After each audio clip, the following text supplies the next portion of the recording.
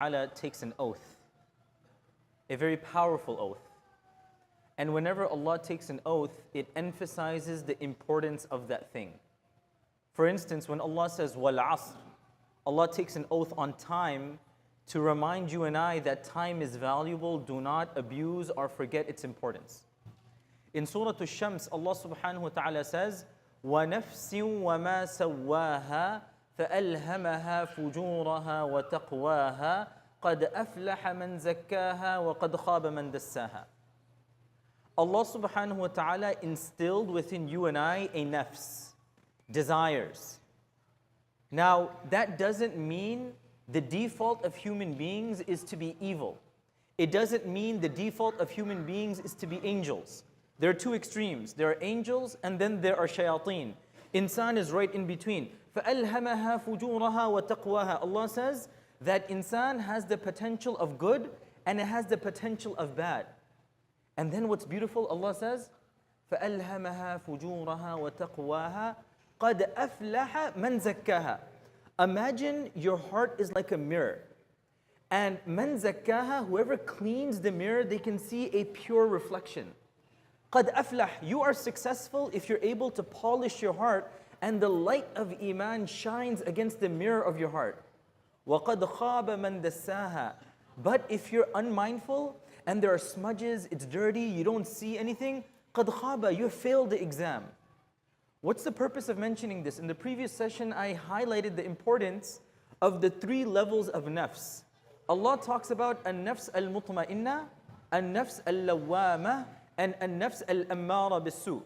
Meaning that as a human being, when I accept Islam, my heart is either content with Islam. When it's time to go for Jumu'ah, I don't hesitate and go like, oh man, I have to close the store, or oh man, I have to leave the video games, or I'm playing basketball. If it's the call of adhan, an-nafs al-mutma'inna, a content heart says, I don't care what I have, my number one priority is Allah subhanahu wa ta'ala. And if we read Surah Al-Fajr, Allah says, Ya ayyatuha an-nafs al-mutma'inna, irji'i ila rabbiki radiyatan mardiyya. That if your heart is content with Allah, you're going business class to Jannah. And there's no question about it. Not even business class, you're gonna have to go right through the side, right with the pilot. ارجعي إلى ربك راضية مرضية فادخلي في عبادي وادخلي جنتي. That's the highest level. Now we strive for that. But the second level, النفس اللوامة. Lawama in Arabic, lawm, means there's agitation. There's a back and forth. It's time for me to wake up for Salatul Fajr, and I tell myself, it's nighttime. It's 1 a.m., it's getting late, and I'm doing something, and I know that, you know what, I can pull it for another hour. I'm hanging out with my friends, I'm doing something.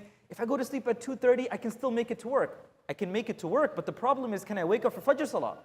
Fajr Salah, I have to make sure I'm up by 5:30 a.m., 6 a.m. before I miss my Fajr Salah. If I'm factoring that in, but in my heart, I'm having this debate. Should I do it? Should I not do it? It's difficult. That's the second level. An-nafs al-lawama, where I have the interest, but it's still a struggle for me. Then the final and the worst nafs is an-nafs al-ammara bis-su, where my nafs, my desires, have completely been corrupted. If you ever leave food outside for too long, you know, sometimes you leave something in the fridge and you forget about it for weeks and you pull it out and it's so dirty, it's corrupted, there's fungus, there's dirt on it. That's an-nafs al-ammara bis-su, that I haven't looked over my nafs. So now, I'm hanging out with my friends, I'm on the phone, I'm playing video games, I'm watching something, I'm doing something. It's 1 a.m., it's 1:30 a.m., and somebody's like, hey man, I think it's time we go to sleep. We may not wake up for Fajr. I say, forget about it. Inshallah, we can make qada when we wake up. That's an-nafs al-ammara bis-su, that it's telling me to do wrong without any hesitation. And it's at that point that I'm in the bottom of the bottom and I need the help of Allah subhanahu wa ta'ala. A lot can be said, but in summary, Allah has given us a nafs.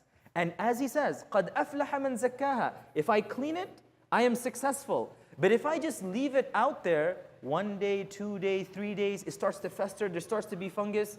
And then I open up and I say, Inna lillah, I don't want to pray salah, I don't want to read Quran, my iman is shaky, I don't feel motivated to. It's because I didn't realize the progressive decline that I was going in. May Allah protect us. May Allah clean our hearts. May Allah allow us to be among those who says, قَدْ أَفْلَحَ مَنْ زَكَّاهَا. And may He protect us from those who are وَقَدْ خَابَ مَنْ دَسَّاهَا.